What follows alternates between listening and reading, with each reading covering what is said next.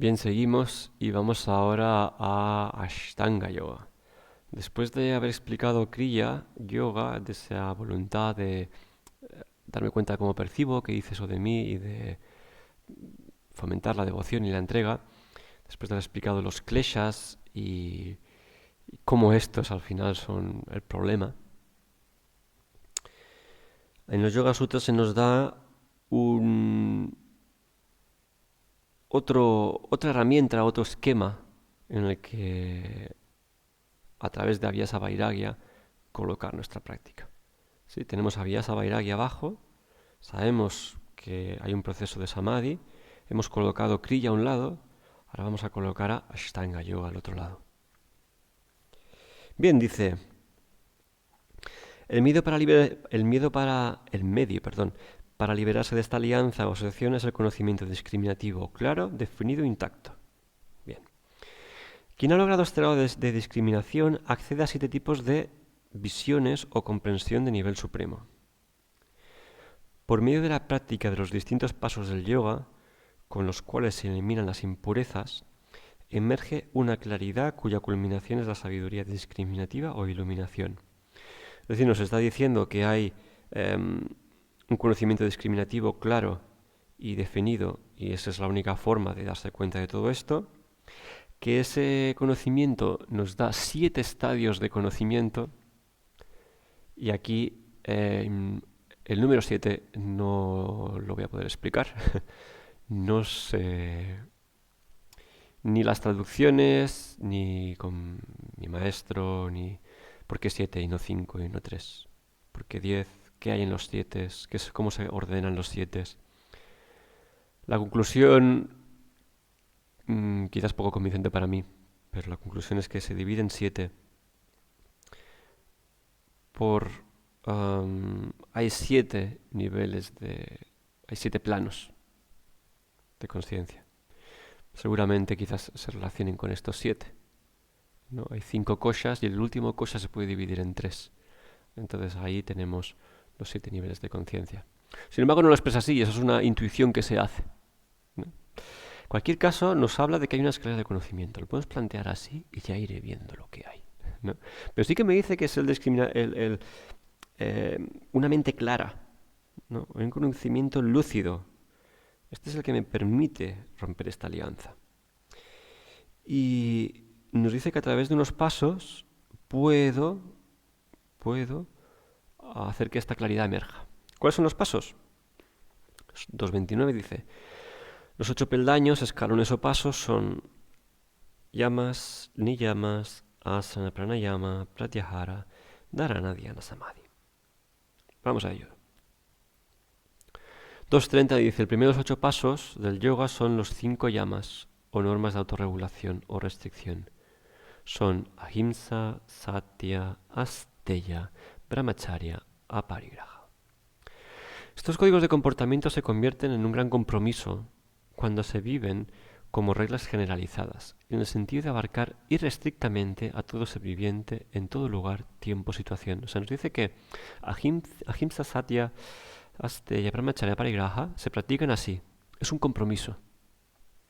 Y se viven como reglas generalizadas en el sentido de abarcar irrestrictamente a todo ser viviente en todo lugar, tiempo o situación. ¿Cómo se practica ahimsa? ¿Cómo se practica asteya? Así, es un compromiso.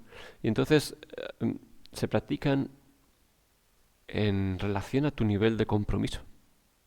¿Cuánto puedes entregar tú? Ese es tu nivel de práctica. No hay más. No es que ahimsa significa que tal, o asteya significa que tal. Tu nivel de compromiso. Luego dice, limpieza y pureza en cuerpo, saucha, contentamiento, santosha, entrenamiento de los sentidos, tapas, autoestudio, svadhyaya, ishvara pranidhana, actitud de abandono, son los niyamas que corresponden al segundo peldaño en la escalera del yoga. Cuando tanto las normas de autorregulación, los yamas, como las observancias o prácticas de autoentrenamiento, niyamas, se dejan de practicar debido a pensamientos perversos, malsanos, conflictivos o anormales, uno debería cultivar principios o pensamientos opuestos o en dirección contraria. Es decir, una forma de comprometerte, o mejor dicho, a través del compromiso voy a practicar esto, ¿vale? Entonces, cuando tú te veas en una acción, en un momento de decir la mentira, esfuérzate por decir la verdad. Sí, sencillo. Luego hablaremos más de cada uno de ellos, ¿eh? Dice entonces, las acciones provenientes de estos pensamientos negativos son realizadas por uno mismo directamente, inducidas por otros o aprobados cuando otros las ejecutan. Todas ellas pueden ser precedidas por o derivar de la rabia, la codicia o la ilusión, y ser de grado leve, moderado e intenso. El pensamiento contrario o principio de sentido opuesto recomendado en el sutra previo consiste en tener presente que tales pensamientos negativos y esas acciones son motivo de interminable sufrimiento e ignorancia. Es decir, nos está diciendo que estos pensamientos negativos tienen que ver con los kleshas y que hay que actuar desde el opuesto para intentar reducirlo poco a poco. Comprometerse, debido a que estos pensamientos negativos vienen por los kleshas, comprometerse a poco ir hacia el opuesto para neutralizar eso. Vale. Es decir, nos está hablando, igual que Sutra 1.33, de lo que serían las aptitudes sociales hacia afuera y hacia uno mismo para luego relacionarse. ¿Sí? Cómo me relaciono con el exterior y cómo me relaciono conmigo, que al final van a hacer una unión de cómo yo me relaciono, cómo yo soy. Nos está hablando de eso, igual que en el Sutra 1.33 hablaba también de lo relacional. Vamos a ver cada uno de ellos, dice en el 2.35. Cuando un yogi consigue estar bien afianzado en no dañar, ahimsa, las personas que se le acercan dejan de experimentar cualquier sentimiento de hostilidad de manera natural. Es decir, sí, ahimsa tiene que ver con la no violencia, tiene que ver con no querer el daño físico, verbal y también de pensamiento. De ningún tipo. Claro, eso es gradual, porque muchas veces pensamos en, en, en ejercer violencia sobre alguien. Solo lo pensamos, no lo hacemos. Ok, algunos las veces las pensamos y lo decimos, e incluso a veces ejecutamos. Entonces, bueno, ahimsa, ahimsa, ahimsa, ahimsa, ahimsa. ¿Sí? Una voluntad de no dañar. Y como fruto de eso, la hostilidad del entorno, de tu entorno, hacia ti disminuye, ¿no? Debido a que tú no tienes eso dentro, los otros no ven en ti aquello, ¿no? Recuerda aquello que hablábamos antes de que tú, al final hay unas cosas por tus kleshas, ¿no? Que forman tu personalidad a las que tú te vas a dirigir. Bien.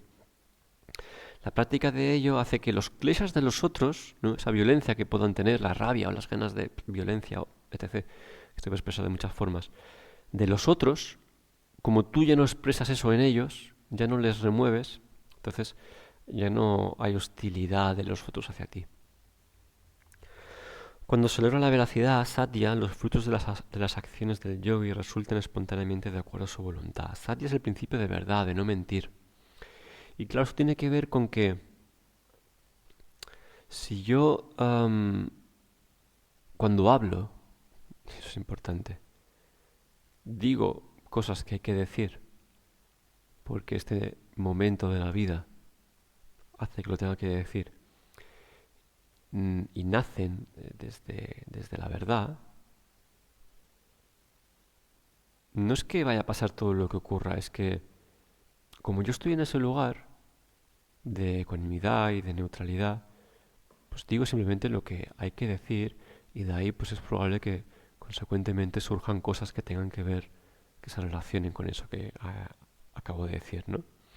Puedes pensarlo así en el sentido de que un discurso te conmueve y te motiva a hacer algo, te inspira a hacer algo. Puedes verlo por ahí si quieres.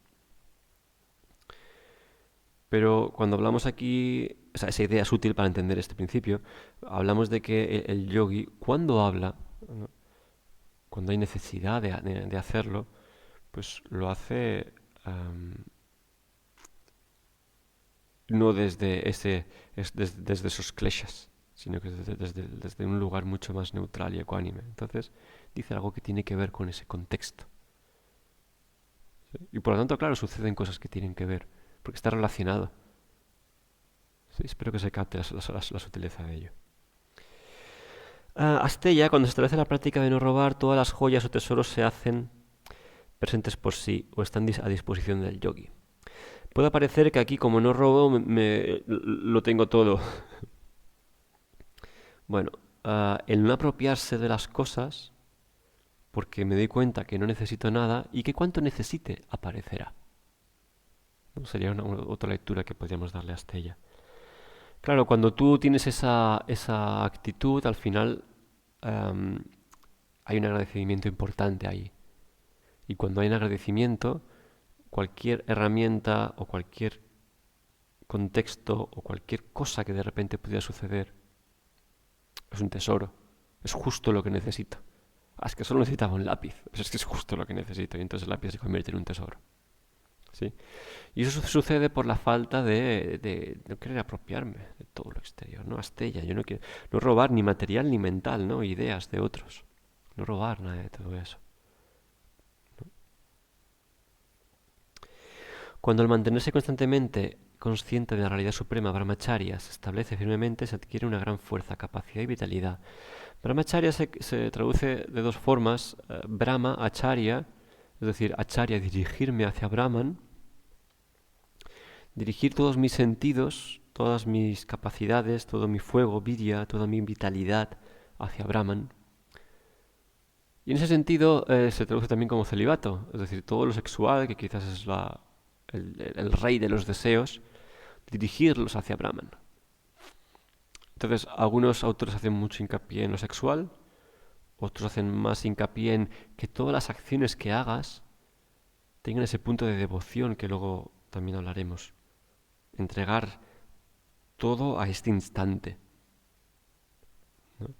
Este instante, yo que estoy presente aquí y no me apego a lo que tengo que en teoría ser, a lo que quiero ser, sino que estoy en cierto silencio interno y me permito ver las cosas y actuar correspondientemente.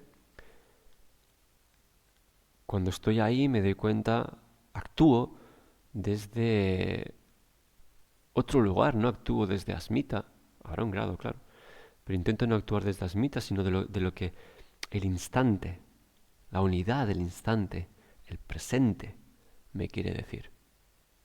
Y eso es actuar, y eso es brahmacharya. ¿No? Actuar en el presente. Sí, se puede relacionar mucho con karma yoga. Pero no por... Hay un concepto importante, es Brahman, ¿no? O sea, esto es para Brahman. ¿Sí? No es para mí, es para Brahman. Cuando alguien es inquebrantable respecto a la posesividad, la codicia o a adueñarse haciendo uso de los sentidos, a parigraha emerge el conocimiento del porqué de las encarnaciones pasadas y futuras. Entonces, aparigraha es la codicia, ¿no? Las ganas de poseer y poseer y poseer y poseer y poseer. Y claro, es lo que quizás más nos relaciona con el exterior, ¿no? Cosas, poder, personas, ideas, fama. Entonces, claro, se refiere como el sabio bien sabe que todo lo que estoy viviendo tiene que ver con karmas pasados, impresiones latentes, ¿no? Klishtas. Entonces entiende muy bien, ostras, yo debo de haber vivido ese tipo de cosas, porque me están pasando estas. ¿No? Estoy teniendo ese tipo de kleshas, estoy teniendo este tipo de experiencias. Entonces, a través de no querer todo eso exterior poco a poco, más que no querer, neutralizarse al respecto, ¿no? Porque no querer sería la práctica de lo opuesto, ¿no? Para poco a poco neutralizarse al respecto de las cosas externas. Y de ahí surge ese conocimiento de las encarnaciones pasadas y futuras, por ese karma saya, ¿no? Ese darse cuenta de la relación que hay entre todo mi karma acumulado y las cosas que me están pasando. De aquí, vamos a los niyamas, a través de la limpieza y pureza del cuerpo y la mente se desarrolla una actitud de distanciamiento o desinterés hacia el cuerpo. Y se reduce la inclinación hacia conectar el cuerpo de otros. A través de la limpieza y pureza del cuerpo y la mente, es decir, hay una voluntad de cuidar el cuerpo, cuidar la mente. Y hay desinterés hacia los otros. ¿Por qué? Esto normalmente requiere de hablar un rato largo, pero claro, si tú tienes una casa muy limpia, a la que te vas a otra casa que está sucia, un rato está bien quizás, pero con el tiempo no te apetece, ¿no? Es el mismo concepto.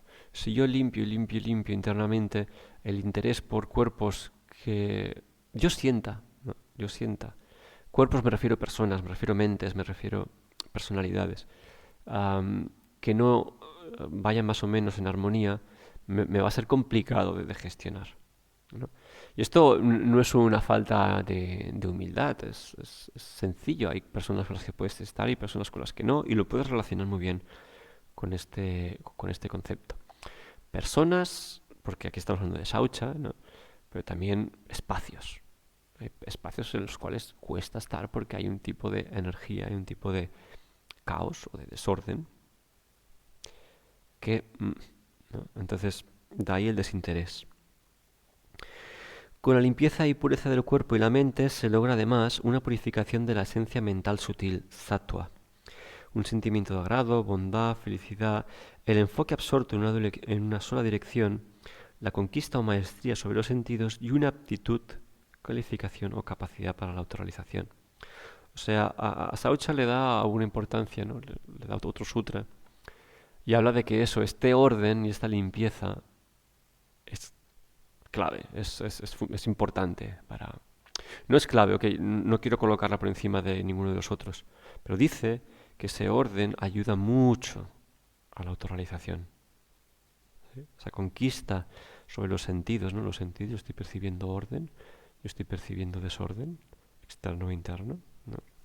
Para poderlo percibir yo tengo que haber generado una atención sobre los sentidos y cómo lo percibo todo esto. Sobre todo porque luego, claro, si yo me relaciono hacia el otro, esta percepción que yo estoy teniendo sobre orden o desorden del otro es una cosa que me invento, es una cosa que veo claramente. Y para ver claramente, ¿no? Hay que acordarse de ese sutta anteriormente que comentamos en el capítulo 1, ¿no? De ver claramente cuando tú estás ahí, el conocimiento que recibes desde ahí es claro, es nítido. ¿Sí? No es deducción, no es testimonio, es tuyo, es conocimiento, es experiencia. A partir de la actitud de contento, santosha, se obtiene felicidad insuperable, bienestar mental, gozo y satisfacción. A la que yo me contento con lo que tengo, hago dos cosas, no necesito de fuera y aprendo a sostenerme con lo que tengo. Eso da contentamiento, eso es evidente. Menos es más. ¿Sí? En el sentido material, menos es más. Sentido mental, en el sentido físico, perdón, y el sentido mental, ¿no? En ambos. Menos es más. Cuanto menos cosas yo necesite, a la que consigo quitarme de una adicción, ¿no? Es evidente. Entonces, a través del ascetismo o entrenamiento de los sentidos se produce la destrucción de las impurezas mentales y consiguiente maestría o perfección respecto al cuerpo y a los órganos mentales de los sentidos y acciones. Habla de tapas. Mismo tapas que vimos en Kriya Yoga. Habla de tapas, de esa voluntad de atender a los sentidos y a mi percepción. Del estudio de uno mismo y la reflexión en las palabras sagradas, Svadhyaya se consigue contacto, comunión, armonización con la realidad o fuerza natural subyacente. A través del autoestudio, una y otra vez, conseguimos, dentro del marco de las enseñanzas, ¿no? Porque descubriremos cosas por el camino de, es que soy bueno en tal, tengo tal habilidad, tengo tal lo otro, ese conocimiento es súper interesante, pero aquí buscamos ir más allá aún. Que buscamos conocer, que puedo no ser las cosas exteriores. Desde la actitud de abandono o entrega a nuestra propia fuente, Ishvara Pranidhana, se logra el estado perfecto de concentración. Otra vez nos vuelve a hacer hincapié de que estos por último, ¿no? Ha de haber este componente de Ishvara, este componente de la fuente, este componente de que esta unidad se sostiene bajo una fuente, bajo una energía, bajo Dios, bajo... Ahí usa tú el concepto, pero que a ti te venga bien, con el que tú te sientas cómodo, cómoda. Pero en yoga, al final, eso está ahí. ¿Sí? Este Ishvara, que es un Purusha especial, sostiene, y también a través de la entrega, la devoción, la rendición, el desapego, esto nos va a ayudar a ese punto de discriminación. Y al final, todo esto hay que entenderlo. Nosotros estamos aquí, actuando. Si yo actúo desde mis kleshas, los vritis que voy a tener van a ser klishta. Y esto me va a traer sufrimiento. Vale. Entonces yo quiero dejar de tener vritis poco a poco. Todos mis vritis son cosas que mi mente va captando del exterior, percepción, y me están diciendo que soy cosas. Entonces a través de ahimsa, de la no violencia, de la verdad, del no robar, del contentamiento, la limpieza, la escucha, de la atención hacia cómo estoy percibiendo todo esto, de dirigir todo este presente hacia Brahman, hacia Dios, y mientras tanto todo esto que me está diciendo de mí, a través de ese ejercicio de 10 aptitudes en el presente, sí puedo poco a poco, deshacerme de las impresiones y empezar a ser otra cosa nueva. No ser aquella aversión, aquel odio, aquello, no ser todo aquello. Y bueno, quizás simplemente ser pintor, ¿no? Está bien, desde un punto neutral, para luego finalmente seguir siendo pintor, pero desde un punto como herramienta de la vida, como expresión de la vida, ¿no? Seguir siendo aquello, pero desde un punto en el que tú no estás ejerciendo como tal, sino que actúas eso, experimentas eso. ¿Mm? Para eso sí me los llamas y los niyamas. Esos 10 pretextos nos hablan de esa relación que vamos a tener con el exterior y con el interior para poco a poco poder hacer esa lectura. Los yamas y los niyamas son los que nos sirven para poder también, además de tapas, ¿no? Para poder hacer la lectura, además de tapas y svadhyaya, de Kriya Yoga, para poder hacer la lectura de nuestros kleshas, de cómo yo me estoy relacionando con todo, externo y interno. ¿Mm? Es muy importante darle una meditación, unas meditaciones, unas reflexiones, un estudio a estos conceptos. Muy importante. Desde aquí vemos asana y pranayama. Esto ya lo hemos estudiado en su contexto, ¿no? Ya hemos visto que asana es la postura para la meditación, es el tercero de los 8 pasos de yoga y debe ser firme, estable y cómoda. Las formas de perfeccionamiento de la postura consisten en relajar o reducir el esfuerzo y dejar que la atención se fusione en lo infinito. El logro de la postura perfecta genera una libertad invulnerable y sin obstáculos frente al sufrimiento debido al par de opuestos, ¿no? Hay una atención respecto al par de opuestos. Cuando hablábamos de asanas lo comentábamos respecto al comentario de Taimni. Haremos aquí un poquito cambiar las palabras, pero nos hablan de los mismos conceptos. El par de opuestos. El par de opuestos. En yamas y los niyamas los vamos a practicar para intentar aflojar los kleshas, para luego finalmente neutralizar también. Y esto lo vamos a aprender en meditación y en pranayama y en las técnicas meditativas. Neutralizarlas para poco a poco de esa memoria irme a la idea, irme a la palabra, encontrarme a mí y finalmente tanto el objeto como yo también cesar. Pero para todo eso tengo que tener una relación con el exterior de no violencia, porque si agredo, eso va a estar ahí, porque si robo, eso va a estar ahí, porque ¿sí? Si cojo, eso va a estar ahí, si, etc. Si no limpio, eso va a estar ahí, si no me observo, no voy a saber, no voy a saber si no me observo, es imposible.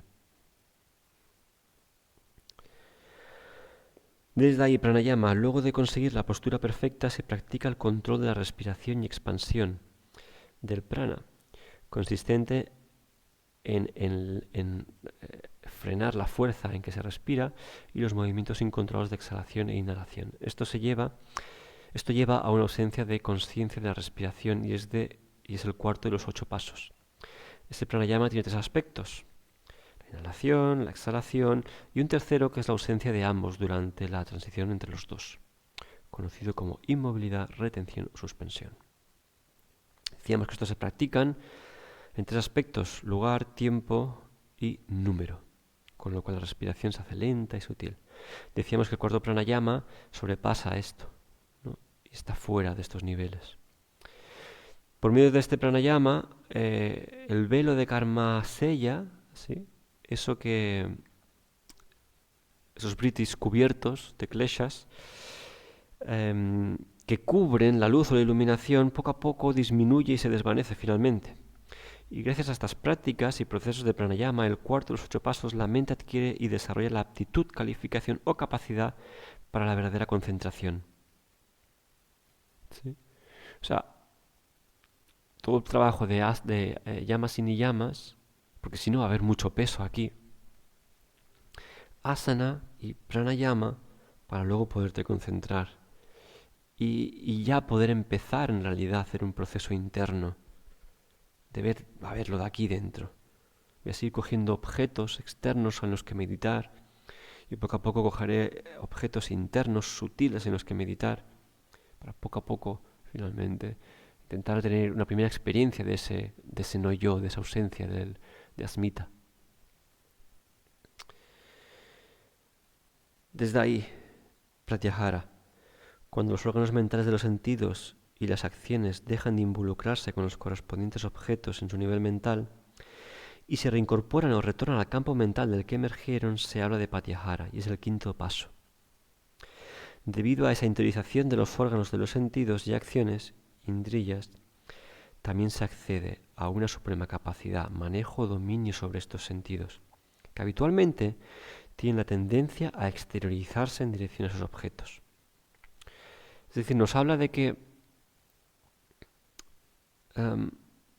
el control de los sentidos, no estar hacia afuera, es parte de yo poder atender a las cosas internas. Mientras yo esté todavía con todo lo de fuera, es un proceso, estamos yendo de llamas y niyamas a asana, a meditar, a pratyahara, me cierro, intento que los sentidos ya no vayan hacia afuera, sino que sea una cosa que yo sepa muy bien cómo funciona y que pueda como quizás incluso desplegar de dentro hacia afuera, que es lo que nos sugiere. Debido a esa interiorización de los órganos de los sentidos y acciones, también se accede a una suprema capacidad, manejo, dominio sobre estos. ¿No? Puedo atender a cosas internas. Eso no significa que tú dejes de escuchar, ¿no? Significa, tú estás en meditación y si una silla cae a tu lado la vas a escuchar. Significa que quizás esa silla que cae no te va a alterar. Vas a escucharlo y ya está. O incluso la vas a escuchar tan poco porque estarás tan absorto que quizás no lo escuches. Pero en ninguno de los dos estados eso cambia el estado interno en el que tú estás. ¿Sí? Eso es importante. No es que no percibas el exterior. Tú estás aquí todavía, escuchas el viento, el sonido, el tacto, ¿no? Entonces, la ropa que te toca. Entonces, pero sí que hay ese no molestia de lo exterior. ¿Sí? Los últimos 3 pasos, vamos a explicarlos juntos, es una etapa, es una experiencia secuencial. Concentración, dharana, es el proceso de mantener o fijar la atención mental en un objeto o lugar, siendo el 6.º de los 8 pasos. La mantención continua sobre este punto único de enfoque o su flujo ininterrumpido se llama dhyana y es el 7.º de los 8 pasos. Cuando solo la esencia de ese objeto, lugar o punto se destaca en la mente como desprovista incluso de la propia forma, tal estado de absorción profunda se llama concentración profunda o samadhi. Es decir, dharana, dhyana, samadhi es ese proceso, aquí lo vemos así, aquí, en el que atiendes. Y claro, tú no vas a llegar a asmita de forma instantánea. Y no vas a dejar de ser asmita, ese proceso de asmita, ¿eh? No vas a soltarlo de forma instantánea. Es un proceso de poco a poco, poco a poco, poco a poco, poco a poco. Es decir, un proceso en el tiempo. Dharana, dhyana, samadhi. ¿Sí? Y entonces todo lo anterior solo sirve para poder experimentar esto, para poderte sentar. Y dharana, dhyana, samadhi. ¿Sí? Hay que entenderlo así, todo esto que hemos hablado. Kriya Yoga y Ashtanga Yoga, ¿no? Al final tienen ese punto. Entiendo que yo debo aprender a cómo estoy percibiendo que dice esto de mí, porque ahí tengo todos los kleshas que eso genera karma. Luego entiendo que a través de las relaciones externas e internas, esta la tengo que cuidar. Tengo que poco a poco mantener la capacidad de observar la quietud en mi cuerpo, la quietud en la respiración, para finalmente la quietud en la mente. Este es el proceso simplificado. ¿Por qué quisiera hacer yo esto? Porque yo no quiero ser las cosas de fuera. Me apetece, deseo, tengo una intuición, anhelo, cualquier motivo, conocer qué es esa experiencia sin el yo. Seguimos.